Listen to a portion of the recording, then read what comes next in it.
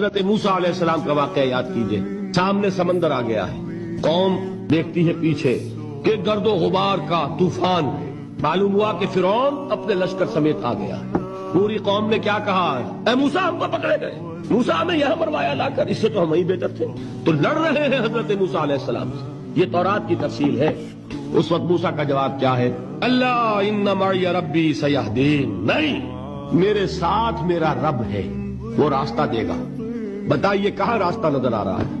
یہ ہے ایمان بالغیب۔ راستہ نظر نہ آئے تب اللہ پر یقین ایمان ہے۔